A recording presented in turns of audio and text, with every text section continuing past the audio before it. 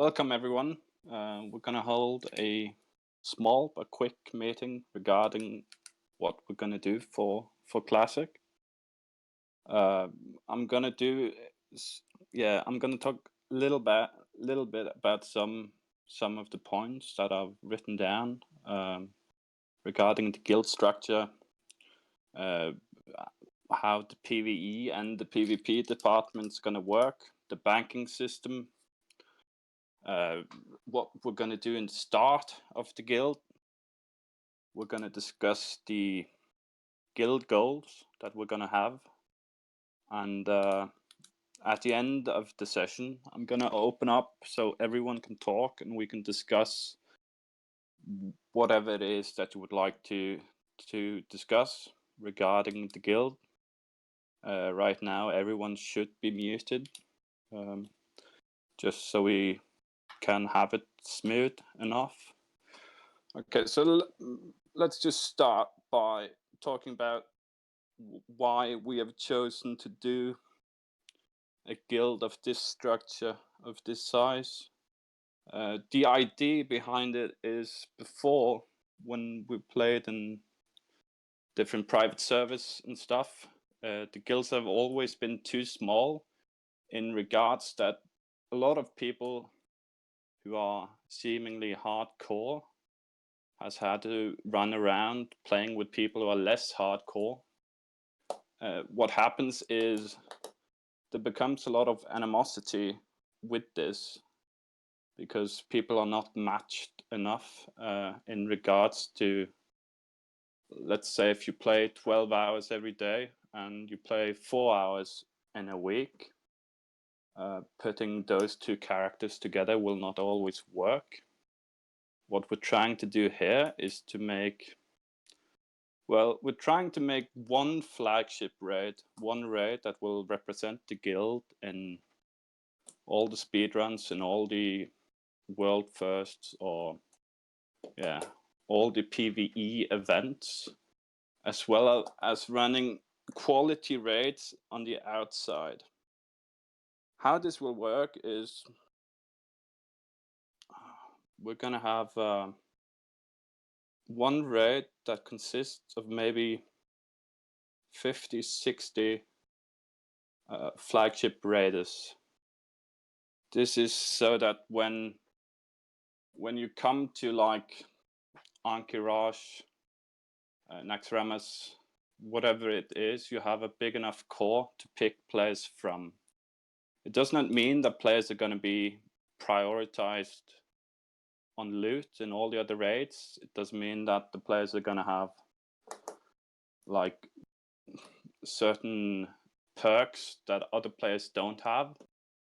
It does mean, however, that these players will be prioritized in the flagship raid. So when we start, it's very important that people assess their own situation. Like, if you know you won't be able to play a lot, you know you won't be able to farm the gold that's required for you to be a hardcore raider, you should just be honest about it and let the other players do it.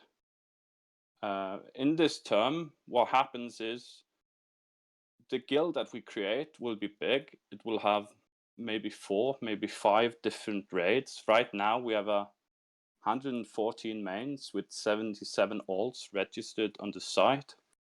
It's more than 2 months before the server releases, so the numbers will increase a lot. But it's important for us to make certain that some raids will run on Wednesday, some on Thursday, some on Sunday. If you want to raid on Sunday every time, you raid on Sunday every time. It doesn't really matter to us when you raid, but if you would like to raid on a certain date every time, you do that. If you would like to swap in between raids, you do that. It doesn't really matter too much how we do it, but it matters that you raid, because in this guild we have removed the social rank. There is no need in a guild of this structure. we can't have the social rank because everyone needs to contribute. The way to contribute the best is to raid. That's how it works. So if you're a player that knows you're never going to raid, this is not the guild for you. However, you don't need to raid hardcore. All you need to do is to raid.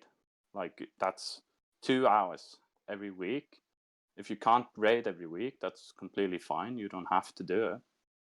But that's the main goal, to raid and to get, like, to push our flagship raid ahead.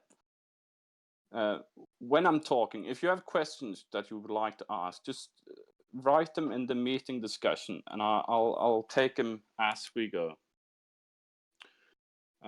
That's pretty much how the PvE structure works. The PvP structure will work. Well, they've introduced honor in phase 2, meaning that when Dire Maul comes, you'll be able to get honor. In phase 3, you will get battlegrounds. We need to coordinate how we're going to do it.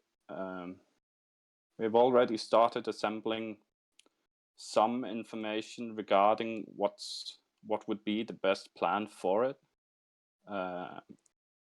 But it's important to remember also that when phase 2 comes, so does Asurgos and Kazakh.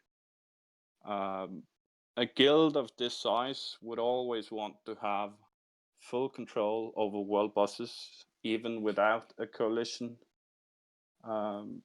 That means that the importance of having summoning warlocks on every character is very, very big. People must have level 20 warlock placed somewhere in Azeroth. Getting a level 20 warlock, if someone boosts you, will take around 2 hours. That's 2 hours of your time to make it. It's very, very fast. If you're smart, you're gonna do a level 35 warlock. You're gonna get him alchemy and leatherworking, and you're gonna transmute arcane crystals and make, what's it called, rugged hide leather or something. By doing this, if you do that, yeah, cured rugged hide. If you do that, the first 30 days of the server, and you play for 2 years, which is around what we estimate the server will have in its uptime, that character alone will give you, let's see, it should give you around maybe 4,000 gold. So if you're already going for level 20 warlock, I encourage you to go for a level 35 warlock in order to, well, make that extra gold in something that doesn't really take that much more time for you, if you consider how much gold you're going to get from it in total. The PvP structure overall, though, will be, it's not really complete yet. It's going to be organized for now, and once we've started, we're going to look closer on it, how exactly it's going to work. We've also added a new structure for most. It's a bank system that's going to help, well, most of our players in 3 aspects. It's going to be in the sense that you're always going to be able to have the consumables that you want for raid. We're going to offer 3 different packages, where the highest one is the one where you have absolutely everything, as well as Flask. A second one, which is pretty much everything you need without Flask, and a third one, which is just like your basic consumables needed. The reason for making this is, if you're going to have 200 players, raiding players, running around and well, raiding, it is extremely important that the raids are smooth. And if you don't have a lot of time to play, either let's say you're ranking, let's say you only have 4 times a week to play, you need to be able to still have the same consumables. But if you only have 4 hours to play every week, well, when do you log on? Well, you log on right before the raid starts. When are the consumables at the highest cost? Well, right before the raid starts. Now, if you have a banking system that buys these for you and sells them for the estimate price that it will cost them to make them, you're going to get them at, well, maybe half that price. So the system is mainly created for those players that don't play a lot. It's created for those that don't have the time. It's not created for you who play maybe 14, 16 hours a day. Of course, you're never going to have a problem making the cash, but it's extremely important that you understand that they work for you as well.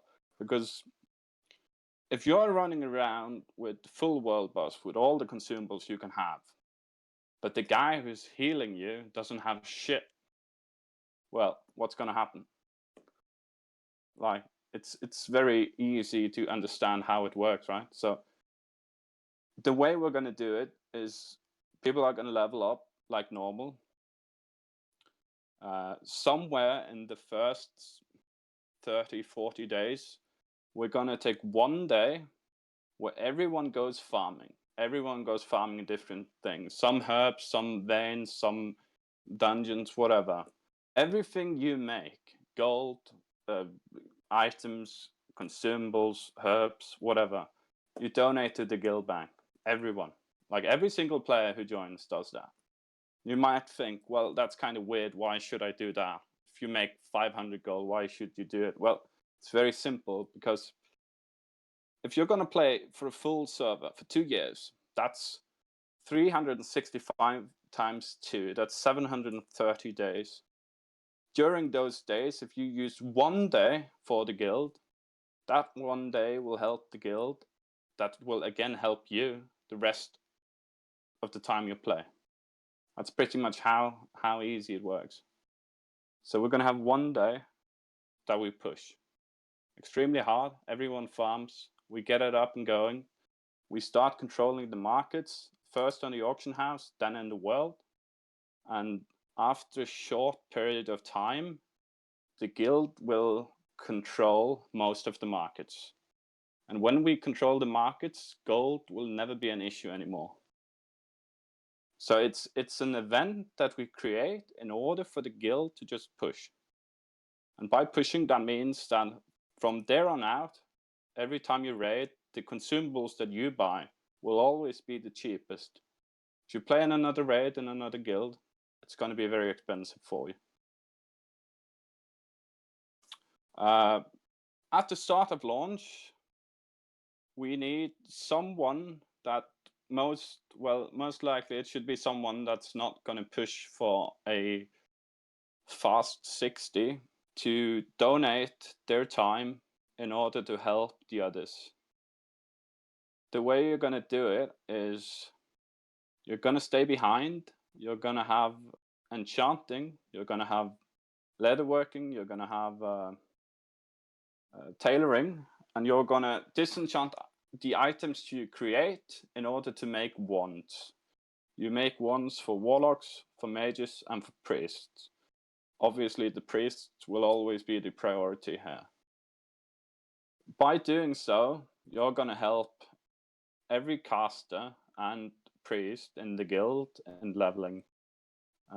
But you're going to have to give up your own time in order to do it. Now, all the players that don't need cloth will need to donate. All the players who have skinning will need to donate the rune leather scraps and the light, light leather to these crafters. By doing this, we will get these characters in front of the curve, which means it's going to be an easy time for them to hit 60. But if you're a player who donates your time doing this, what's gonna happen is, if you're, let's say, the enchanter, you're gonna be picked as the guild enchanter. That means that every recipe of Crusader, of healing enchant, of spell power enchant, you're gonna be given.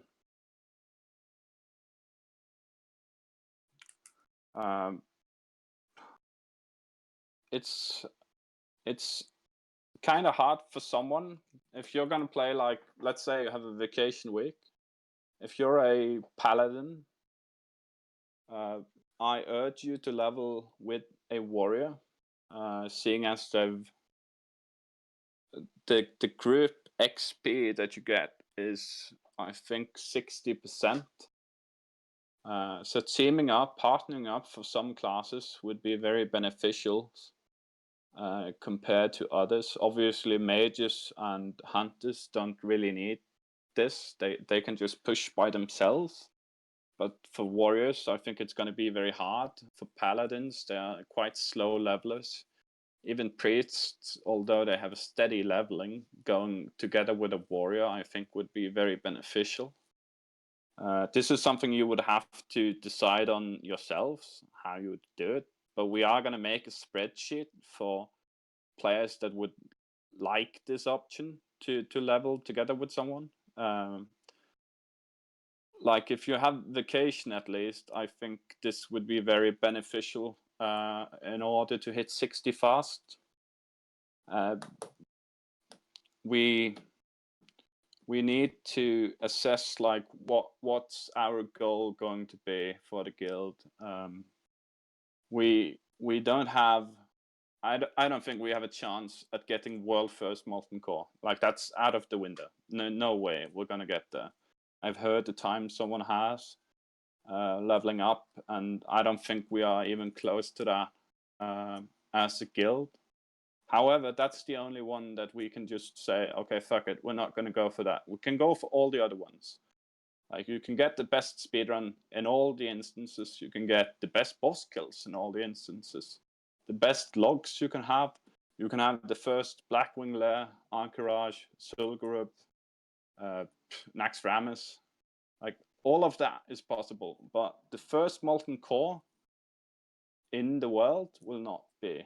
However, the first molten core on the server will be, and even the first molten core in the first reset, which should be the first goal for the guild. The way you're gonna do it is, if the server comes out at midnight from Tuesday to Wednesday, that means you're gonna have 7 days and 3 hours to hit a level that's good enough for you to get molten core done. For people who doesn't have vacation, that's entirely impossible. For people who do have, it is possible. You can hit 60 in four days if you want to, if you plan how to do it. And even with leveling in a group gives a bonus XP. It makes it even easier for warriors and paladins and even priests to go. So that should be the first goal for the guild. If mages shit 60 fast, do you want them to go back and help the other players? It depends how fast they are. The way I imagine it is, if I'm gonna think that hunters and mages hit first. Like, obviously they should be hitting first. The priority should be that if a hunter hits 60 or a mage hits 60, the guild bank that will already started creating gold or making gold will lend them gold so they can go at herbing. Because if they can hit the herbing market fast, the amount of gold they can make is, well, it's insane.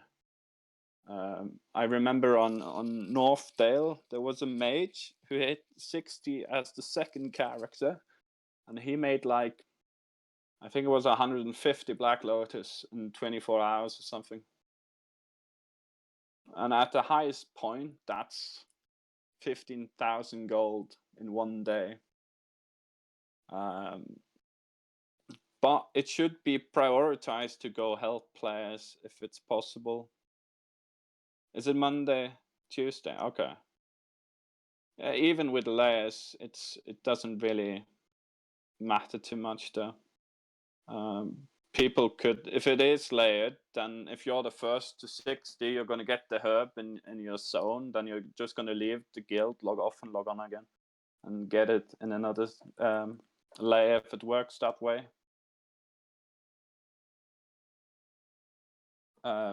Let's see. I've got some questions from someone who couldn't be here, so I'm just going to go through those first, and then we can open up and discuss whatever it is that you would like to discuss. The first one is, will we control the Devilsaur market? That is like yes and no. It depends how it works. If it's layered and the server is 15k pop, and it's 3k in each layer, I don't think it will be profitable enough to control it. And you have to add to the fact that if you want to control a market like Devilsaur, you will have to stay online at all hours. That means that we will have to have players 24/7 in Un'Goro, which is obviously possible, but it's going to be hard to achieve it. So we will have to see how it works with layering first. But the plan, I guess the plan will be to try and control it.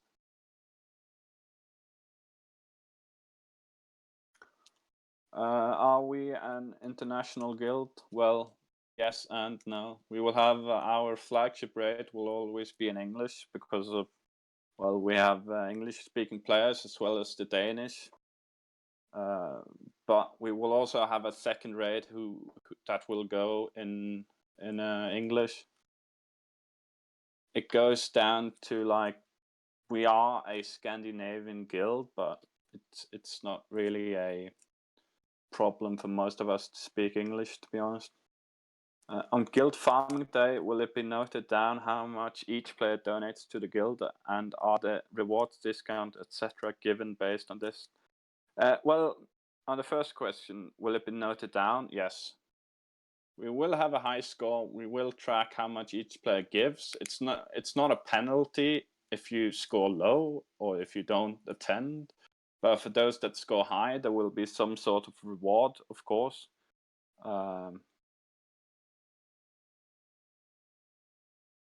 Can you talk shortly about your goal when it comes to choosing a server? Do we dodge any guild? Which one? Competition? Blah blah. Well, it's kind of hard to know all the guilds to play, but we want. I mean, we want to dodge Dream State that always play Horde.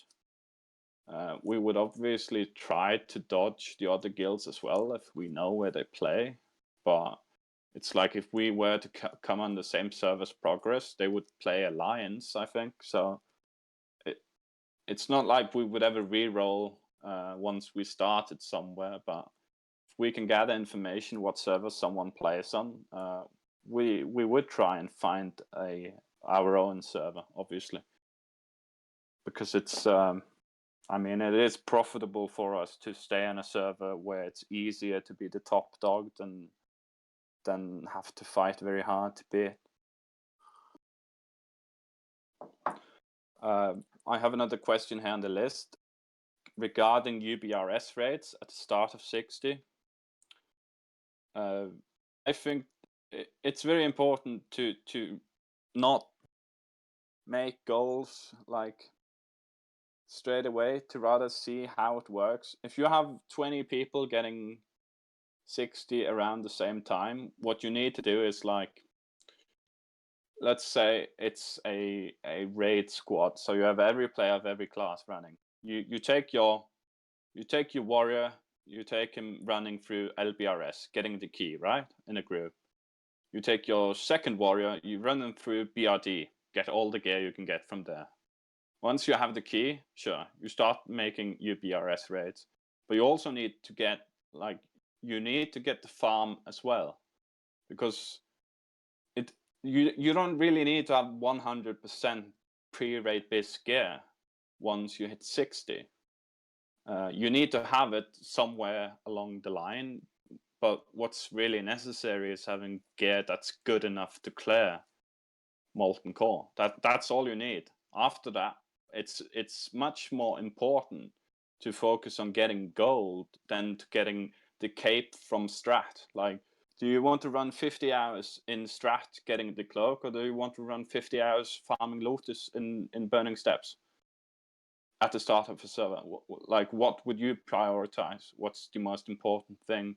Because we have to take advantage of the fact that if you're fast at 60, you're going to have a market that no one else is controlling. So you can pick pretty much all you want. Unlimited goal. Can I just add something real quick? Yeah, of course. Regards to pre-raid bis farming and stuff at the very start. In phase 1, it's not just the farming, but it's also the best possible time in a server span where you can level alts.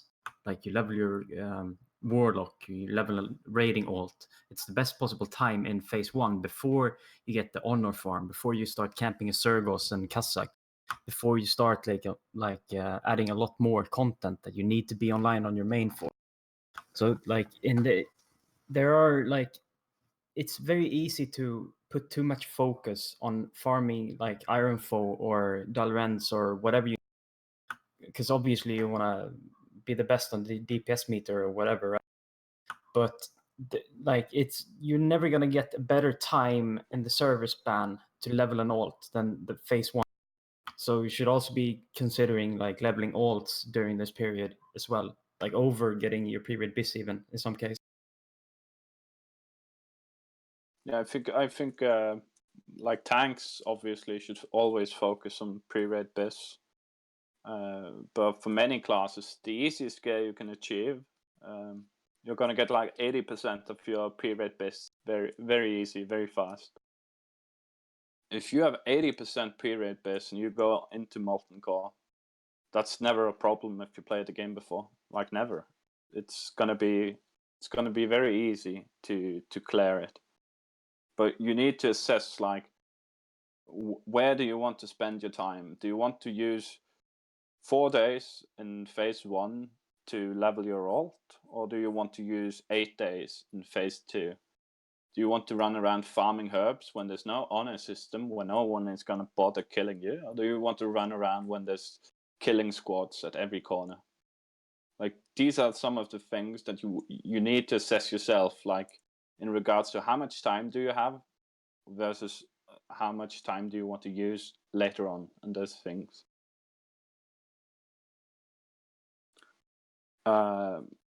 We also have a group finder that Neitherfeed and Flash's been working on. The way it's going to work is you're going to go on the website, you're going to make a group. Let's say you make an UBRS group, and you make it like tomorrow at 7 o'clock. You write in like it's going to start at 7 and it's going to run for 4 hours, right? Then we're going to have a channel where this event is going to come up, where you can just push like a notification and you're in the group. It's very easy. It makes it so that instead of having to spam the guild chat and instead of having to go around trying to find pugs, you can make a group beforehand. However, what's really important when you make something like this is that if you join a group, it's like when you join a raid, it will always be your responsibility to either show up or to give information beforehand that you're not coming. Like, that will always be on the player's own responsibility. If you can't do that, then it's going to be a shit show. Because if players have to wait for you when they've planned something beforehand, extremely important for every player here to know that if you sign up, you show up. And if you can't show up, you let the people that needs to know. I guess, Krug, so do you want to talk about the Aalborg event?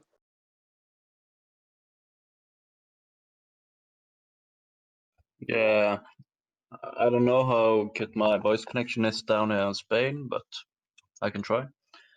As everyone should have seen, I put up a link in the news channel about in real life event in Aalborg. So if you want to join, please go and answer on the what's it called? Survey? Yeah, Poll? the survey, the poll. Say yes, and when we get 25-ish members, we confirm it and meet up in Aalborg. Yeah, sounds good. Okay, I guess. Okay, neat. Wouldn't it be more fun to have some competition on the server? Well, it depends what you mean with competition. I don't think that by dodging Dream State or dodging Progress or whatever, you're not going to have competition. You're going to get competition no matter what. It's just they are going to use a longer time in getting organized. You're still going to have the competition, don't you worry. It's not like if you dodge a big guild, you're going to come on a dead server. That's not going to happen. But it's like, would you want to roll against someone that's equal to you at the start, or would you like to roll against someone that would be equal to you in like Blackwing Lair or AQ or something? Like that's pretty much what it comes down to. Okay, I think we're just going to open up, and if people have questions or things they want to discuss, they can do so.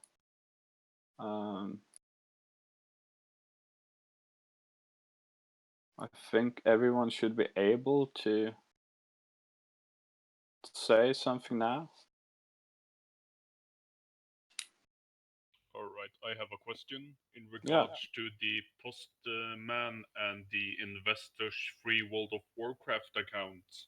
How would the guild planning to finance this, since it costs a subscription fee? Yeah, it does. The plan was, or the plan is, to make certain pieces of gear, like you make a T-shirt, you make a cap, a hoodie, something. You sell it at a price that's higher than what the actual worth of the item would be, but the price that people pay is more like a donation, but you get something for it. So let's say you buy a jersey that the cost is like 50 Norwegian kroners, right? But you would pay like 400 for it, because it would just be like a donation, but you get like a memorabilia for like buying it.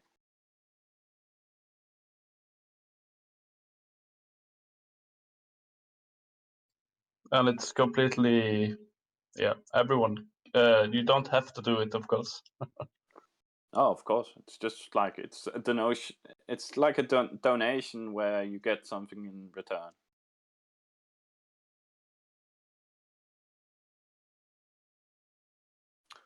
Yeah, we can talk about that. Guild goals, short and long term. Like short term, clear Molten Core in the first reset. If that doesn't work, then you're obviously gonna have to clear the second reset. As long as focus on like the planning how to farm and what to farm early on, right? Long term, the guild has to survive for the entire server, and once the server is over, the goal will be for it to survive even after that, right? You want to make a community that works so that once this server is over, the guild will still survive. That's pretty much the goals. Like the goals in regards to what you're gonna dominate, what you're gonna farm, all of that shit. It's just like we want to be the best, obviously, in all aspects of the game, not just in speedrunning. Everyone thinks that speedrunning is the only thing that matters. It's the only thing that matters when you compare to other guilds, because it's the only thing you can compare on. But inside a guild, you need to have more goals than just the speedruns. So, like, if I were to create a goal right now, it would be that every player who's in here that's gonna play with us will play with us when next Rammes is over, right? That would be a long-term goal. Correct pre-rate BIS list for all classes. I mean, some classes have posted, I know, in their the Discord channels. I think it's up to each player to just go through and try and find. There's a lot of leveling guides out there already. The what to store and sell while leveling. I'm gonna make that list. It's gonna be posted on the website around the time that the server starts. I'm gonna take all the items that you want to hold, and I'm gonna give them different like tiers. Like tier 5 will be the Black Lotuses, the Essence, Elemental Fires and shit. And the worst thing you're gonna store is like maybe some elemental water or something that's used just for one thing later on in the game. What if I want to pick a shitty class race combination? Well, obviously, if you want to be serious about the game, you pick the right class. Well, you pick the right race in each class. Regarding to like, let's say if you're a mage, you play human or gnome. The difference isn't that huge. It's not that huge. But if you play a dwarf priest or a night elf priest, like if you play a dwarf priest, you can save an entire raid, like 40 wipes on Onyxia, pretty much. If you play a night elf priest, I mean, okay, but I can't see why people would pick the wrong combinations of class and race. If you want to play like Brett Paladin and play in the worst raid, like in what we call like the shit raid, that would be a raid where you would focus maybe like the trials and the players who's not really committed to playing the right classes, the rankers that are playing with arm spec because they can't afford to respec. Like if you want to play Red Paladin in that raid, you are welcome to do so, but like you're never gonna get a BRE, you're never gonna get a Band of Ikuria. You're just gonna be a filler, like pretty much. Do you have any specific plans in regards to class balance spread in the guild? Well, yeah, once we get closer, we're gonna have a better look at it. We need to really assess, at least when it comes to like tanks. It's very important that we find out like how dedicated are the different tanks. Like when it comes to the other classes, you want to have a good spread, but it's not really that important when it comes to how much people play. But when it comes to tanks, you obviously want the tanks to be very active. You don't want to have raid logging tanks in the guild, or you don't want to be reliant on those tanks at least. But we're gonna look at that once we like a few weeks before the server releases. It's gonna be important to look at least the tanks, as well as the alts, because we have a lot of players who's running alts, who will be able to fill whatever role it is that's needed. But it's a bit too early to look at that now, seeing as it's still a long way away.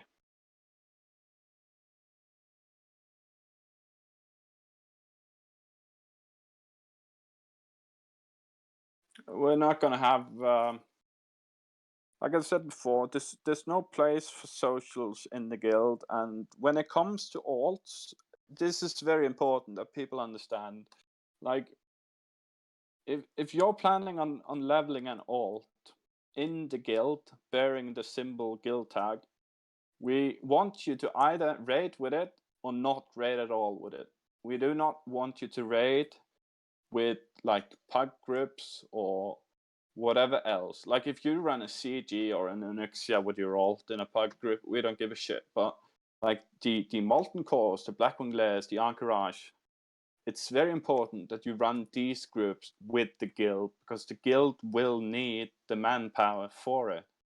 Because in order for the players who plays like in maybe the second, third, fourth raid, that these players are not getting like the gear stolen from the flagship raiders, we want to use the alts instead, so that those are the players that are not going to get gear, right? You play your alt in order to help the guild.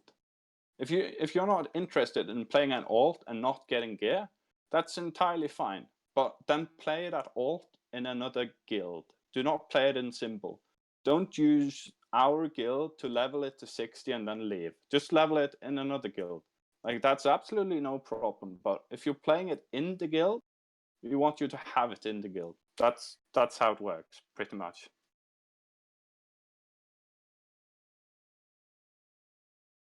What's the best and fastest way to boost the lock to level 20?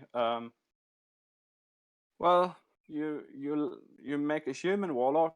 You just run around, tag everything in what's the two zones called? Elven Forest and is it Westfall? It's called. Yeah.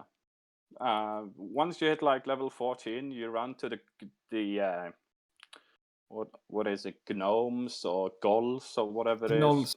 Gnolls. You run to the Gnolls south in Westfall and just tag them all. Like, level up, use some easy throw dynamite or some shit, and you're gonna do it in like 2 to 3 hours. If you want an open position in regards to the management, you can just talk with me. That's pretty much the easiest way to get it. And we can discuss and see if you're up for the task. Regarding all the management positions, it's the way it works is when the server starts, everyone is going to be on a 60-day like assigned period, and once it's 2 weeks left of the term, we're going to assess whether or not they want to continue. So if you feel burnt out, you're not willing to raid lead anymore, we're going to swap you out. If it works very well, you want to continue, you'll continue. In regards to a loot council will work like this. It's going to be 4 resets, and every 2 resets, we're going to swap out 2 of the guys. So everyone is going to sit for 4 weeks. And if we find that, like, let's say in one raid that it works perfect, like everyone is satisfied with the guys who's running the loot council, and no one else wants to take over, then those people can just continue. But if people are displeased, or if someone wants to swap out, we'll swap out. It's a very easy way of doing it.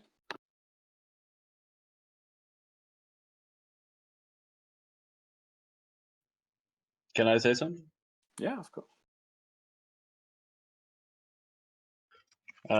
We need more players helping out with stuff like Photoshop or animations, and we would really like to build up a group of people that have video editing skills and interest for that, so we can create content to the guild.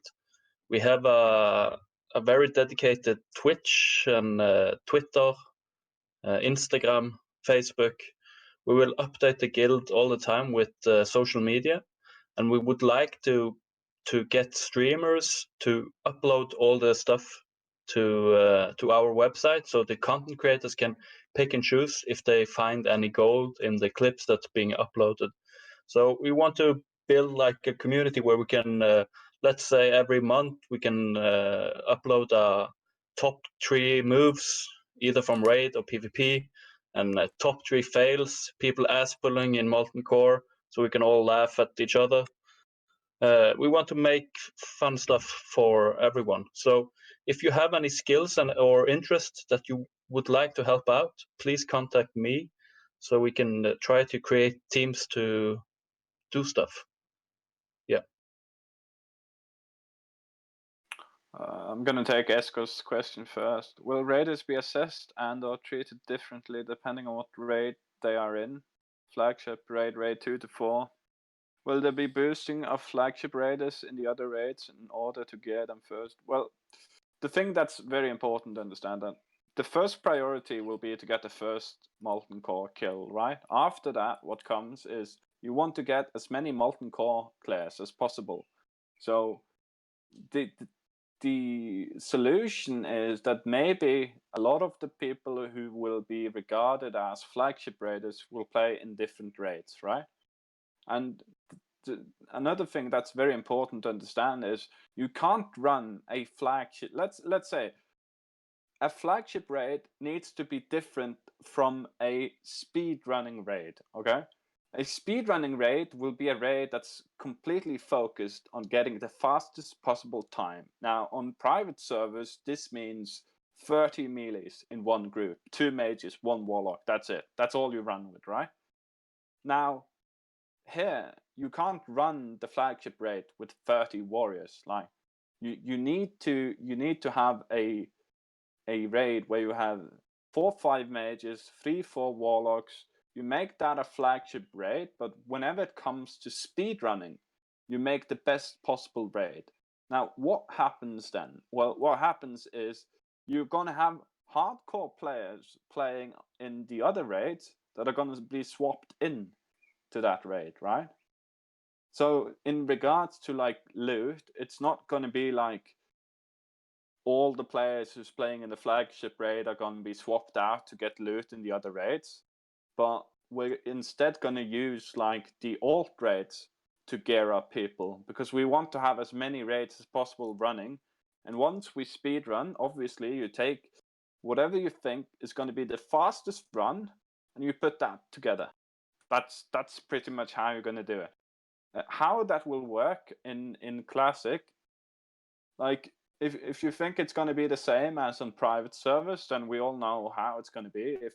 If it's different, let's say if armor values are higher here or something, then you're going to have to swap it around and find out like what works the best way.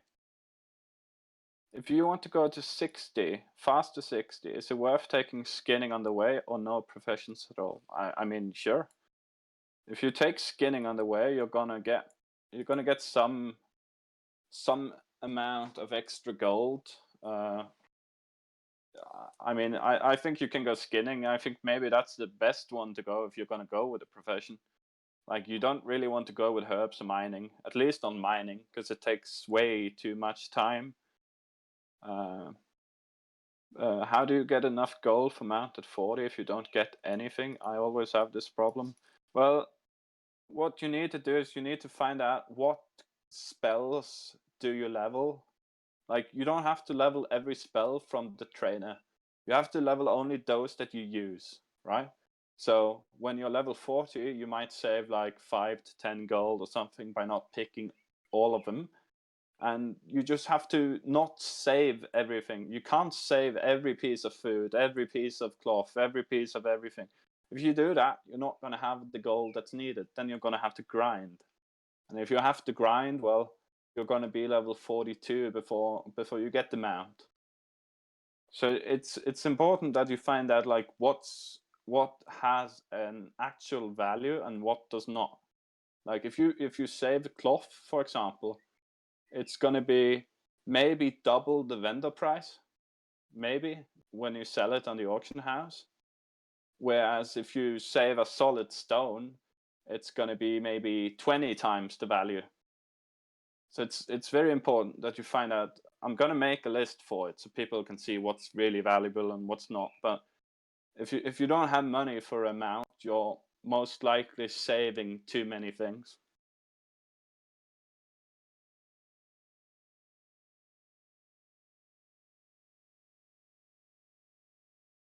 Yeah, it's true. If your goal is to hit 60 as quickly as possible, you should just go without any professions.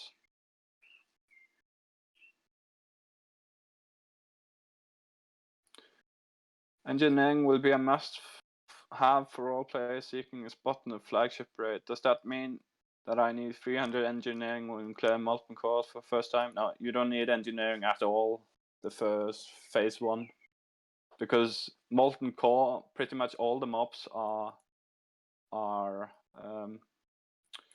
fire resistant to a certain point. There's no PvP events going on. There's there's no world bosses. It's not really that important to have. You do need to have it like for the different chickens and whatever it's needed, of course. But it won't be a must. At least not for the first molten core. That's for damn sure, because I'm guessing that when we clear molten core for the first time, most people are not gonna have a level 300 profession.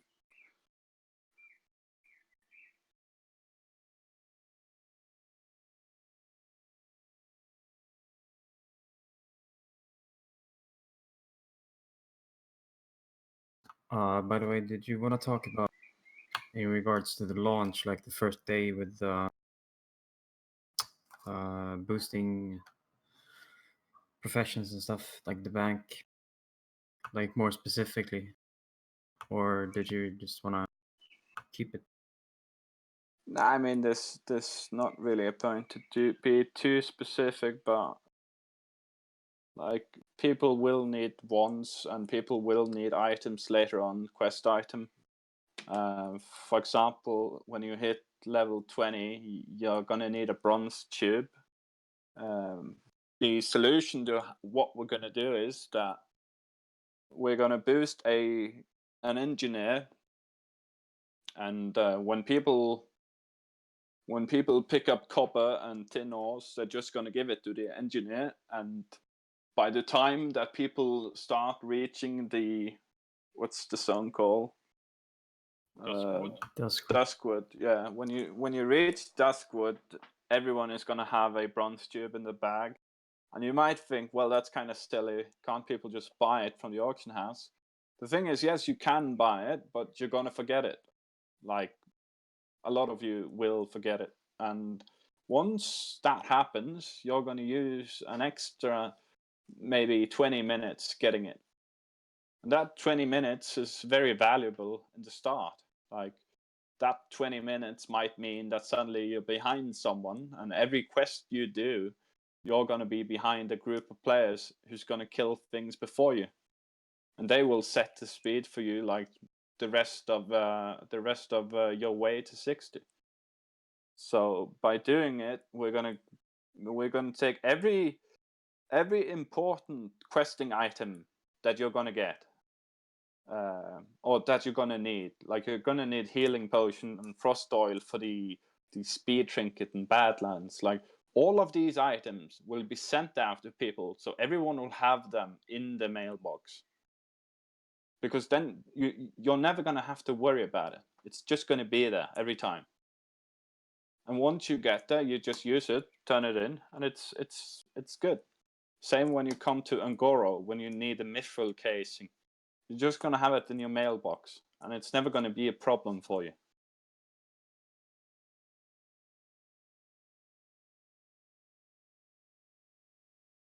Grinding instances will probably be a thing, right? Since the world will be crowded. Well, with the XP boost to groups, it will definitely be a thing. I think it's going to be very valuable if it is the way it seems. But if you really want to push, I don't think it's worth. But if you're like in the surge or behind, then sure, going instances might be the way to go. If you have a good setup for your group, yeah, it makes a really big difference. Like if you have some stun or some CC or something and a good heal, it's a lot more XP per hour.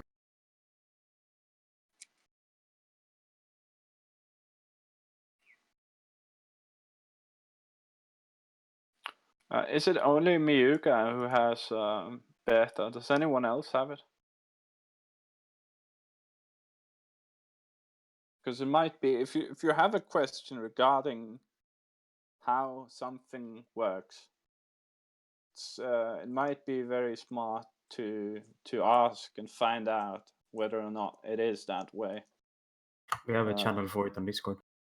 Yeah, but it's important that people understand like that they can do it. Like if you have a question regarding your class or some weird bug that used to work on private servers, or like just voice it out and see whether or not he can find out.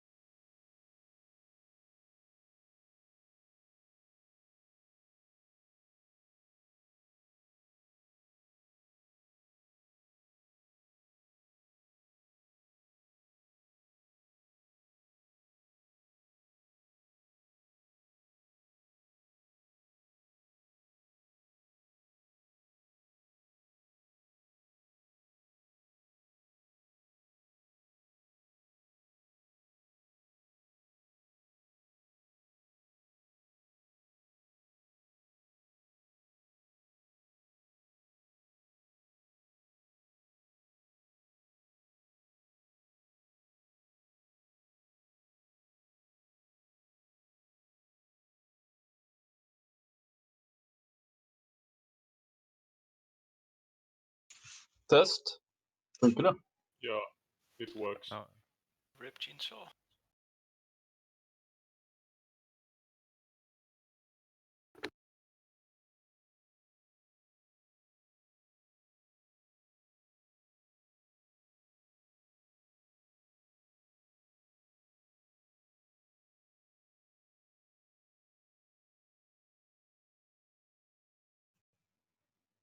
Yeah, maybe he got a stroke or something.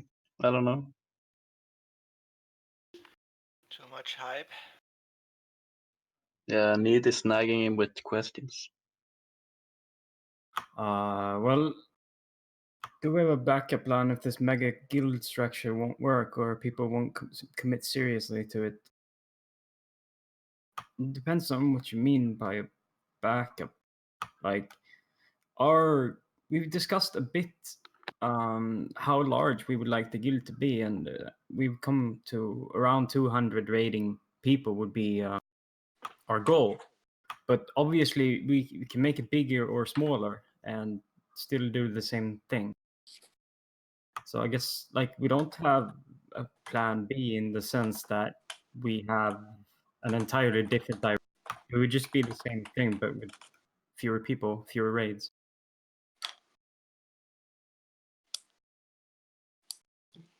Yeah. Oh,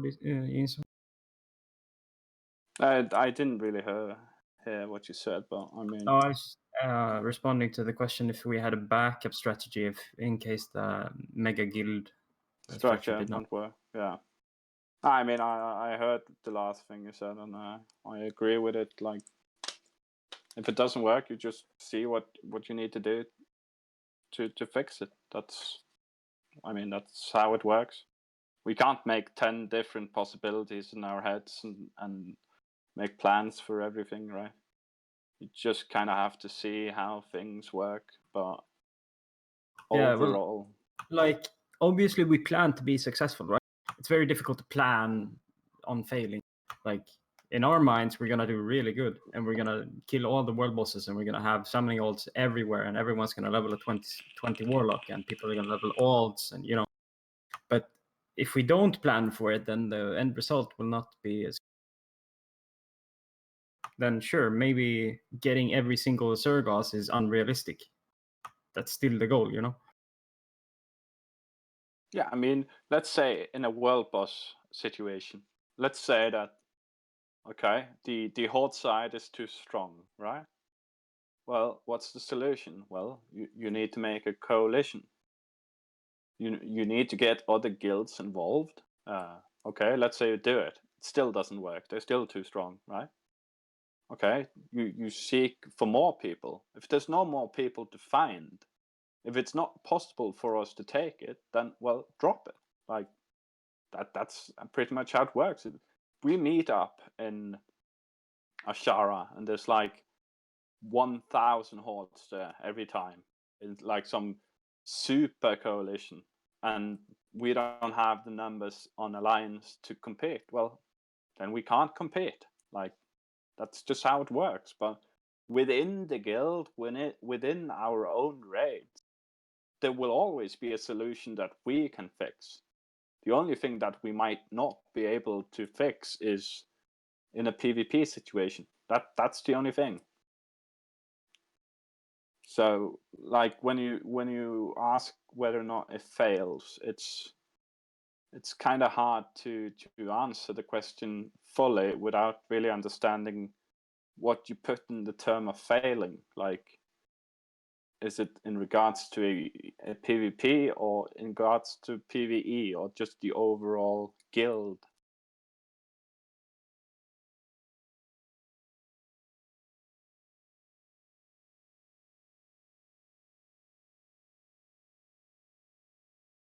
Did you talk anything about your lists? Yes, whether you make, or is that still secret?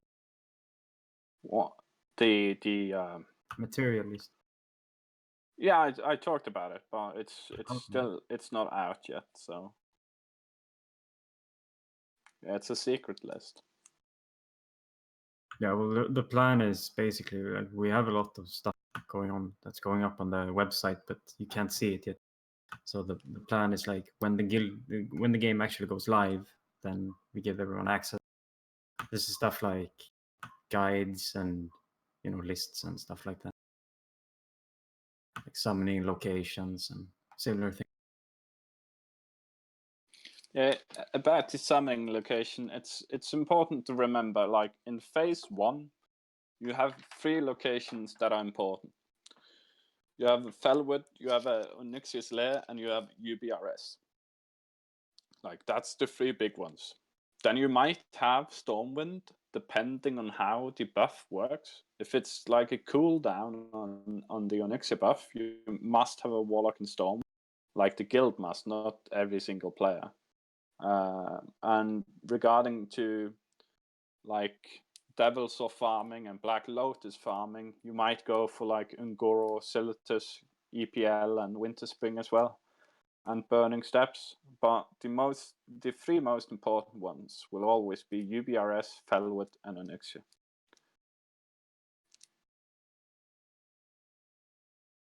Yeah, then obviously we have Zergos and Kazakh, right, in phase 2. Yeah. Which is even more like, it's even more important that you spend your time in phase 1, like in a lot of cases, getting, like, instead of farming a 5-man dungeon for a chance at a minor DPS upgrade, it might even be worth it to just show up with like not perfect gear and still clear the content, but you have an alt. Because once a Zergos and shit spawns, then people are gonna sit there and scout it. They don't want to have time to sit and level. Not on the same scale, anyway. True. Like, you can get the gear a month after; it doesn't really matter. If we should choose a server with shitty population, what we're gonna do is we're just gonna farm it first, get everything we need, and once we have it, every single player is just gonna go on the forums and start begging for a merge. And I mean, the way Blizzard works now is if you cry enough, they will obey. So that's just what we're gonna do. If the server is like 1K, it's too low. If it's 5K, it's if it's 10K, it's perfect. If it's 15K, it's too much. So it's going to be really hard to assess that from the start. What server will be, but I'm thinking, let's say if they release 8 European servers, I mean, I have no clue how many people are going to play, but I think those servers would be full, at least from the start, and then after a while, you're probably going to see some of them drop and then merge into others. Like, that's just how it works, but it will be hard to find out that before the server starts. Where should we go, right?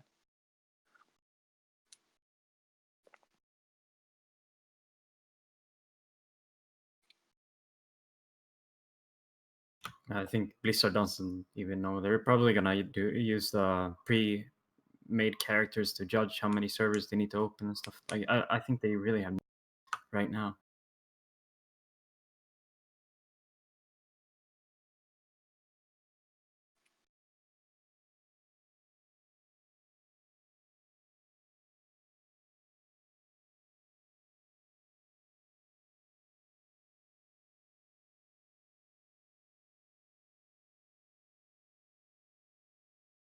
How does the guild look upon world buffs in regards? Are they required, etc.?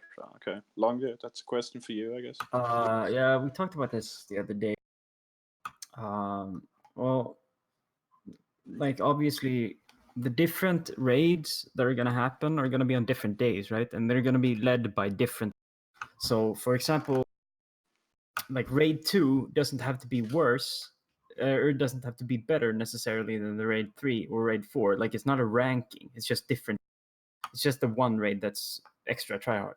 So these different raids might be led by people who don't think world buffs are that important, but we are gonna do every single day. We're gonna have at a set time. We're gonna clear Dire Maul, and then we're gonna have summoners everywhere, Feldwood and Dire Maul. So we're gonna clear it the same time every day. So if you want to get world buff, all you do is show up at that time. You join. You get a summon. You take your buffs. You get a summon to Feldwood. You take your buff.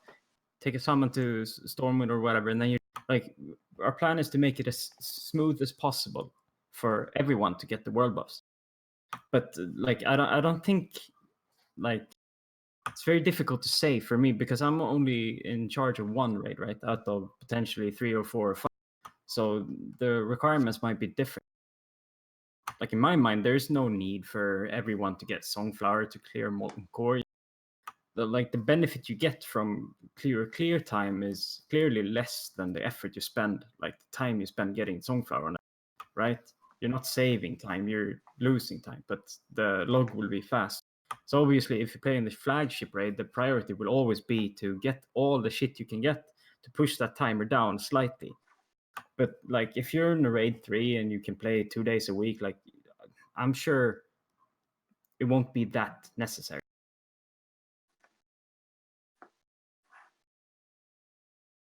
Are the guild planning to do more in real life events like Aalborg in the future? Perhaps Norway? Yes, we will.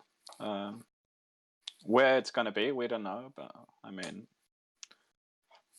of course, we're gonna try to do more events. I mean, the guild is about community after all, as well as like the hardcore raiding. But like we will be a guild where everyone works for everyone, right? You work for each other. So of course we're gonna try to have more meetups in the future. Yeah, and another thing in regards to that, like obviously it's important to us in the leadership that we clear raids fast and we have really smooth raids and we do really well in all areas. But it's even more important to us that people feel when they log on every day that they feel nice about logging on. They feel like they're, they can sit on Discord and talk shit. And they can say hello in guild chat and people listen, right? That's more important, like the sense of community and like there's no space for people with huge egos who think they're Zlatan Ibrahimovic on the DPS meet. Like, nobody's bigger than the guild.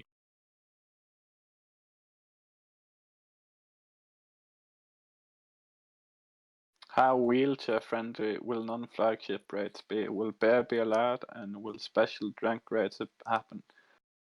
I mean, can someone link him the Nidwadi clip? That should explain to you if it's friendly or not. Well, yes, it is. Yeah, I mean, it's gonna be the way it's gonna work. We're gonna raid. It's gonna be fun, but it needs to have a certain standard, right? Like, we're not ever gonna wipe twice on Lucifron after clearing Molten Core. Like, that's just not gonna happen. We're not gonna have shit raids. We might have raids that, like, yeah, sure, you're gonna fail sometimes. Obviously, that happens. That happens in every guild, but the goal will be for the raids to still have at least a certain level of quality. But I mean, if you want to be drunk as fuck, like, sure, no problem. Just don't ninja pull every minion in the dungeon. That's like, we don't really care what people do. But if you plan to play in the flagship raid, obviously you need to perform. You can't be drunk and just fuck up every time, because you're never gonna play there then.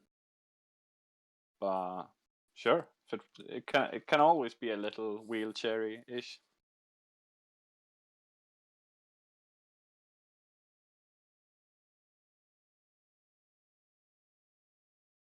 Have we tried to recruit Kungen as raid leader to the guild by now? No. We don't think he's good. He's not good enough. Sorry.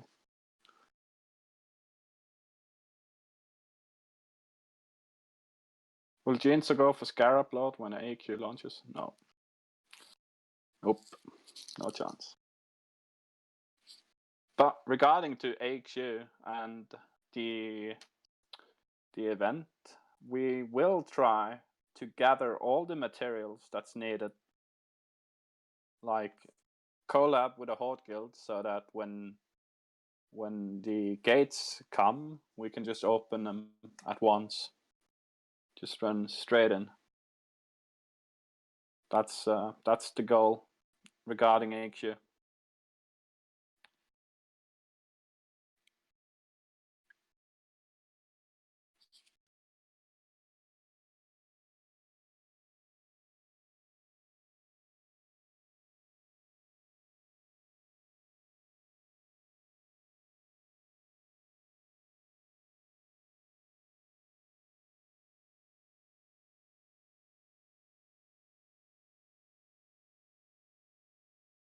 Should we wrap this up? Or? Yeah, I mean, unless someone has any questions they'd like to ask now. We have talked about an extra splits.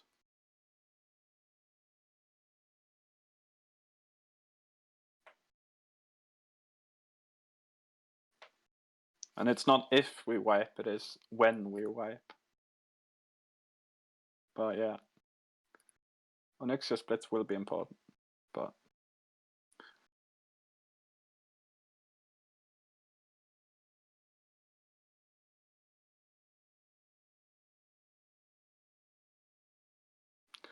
right. No, well, if you have any questions regarding raids, you can talk to me, Longview. If you have any questions regarding the guild or our plan or whatever, you can talk to Jeansor.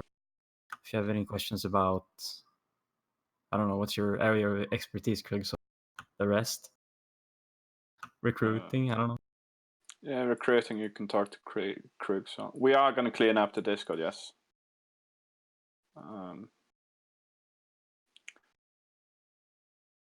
We are going to clean it up. It is a mess right now, so it's going to be improved before the game starts. You don't have to bribe anyone to run BRD 100 times with you. That's mandatory. That's not mandatory, but people will be willing to do it, so don't worry about it.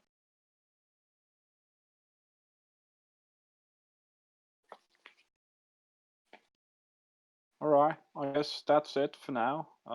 We're gonna post more information once we get closer, but I don't think we're going to have a meeting for everyone again before maybe around 2 or 3 weeks before the server launches. Then we're going to do the class spreading to find out whether or not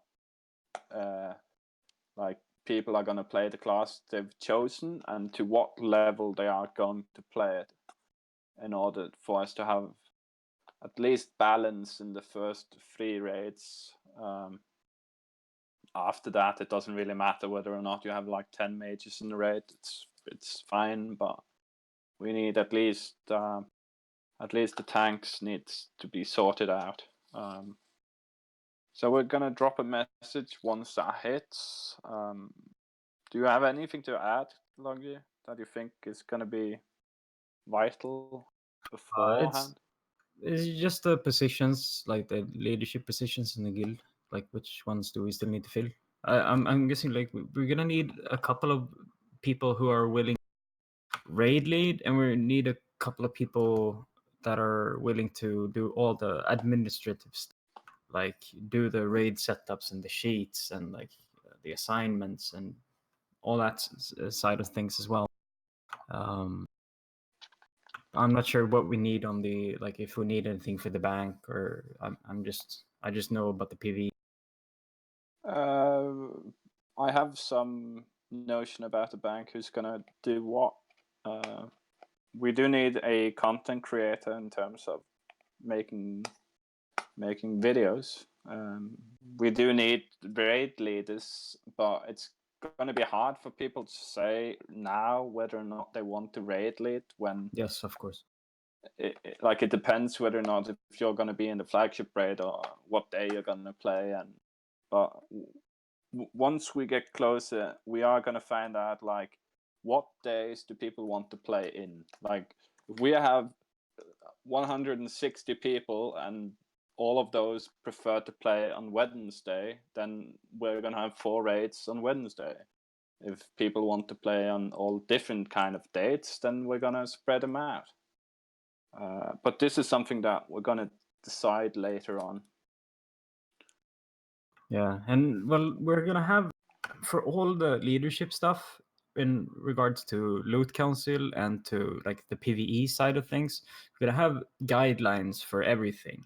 We're gonna have like set strategies that we're gonna use in every raid, different levels of strategies, obviously.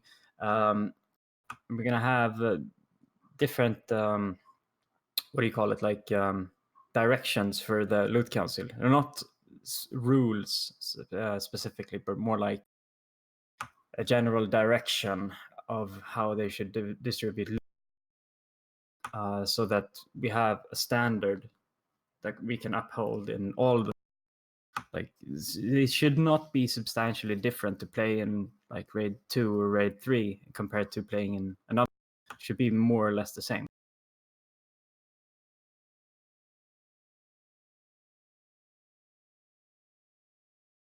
That's everything, I think. Yeah, I think that's it. All right, guys. Thanks for now. Yeah, thanks for coming.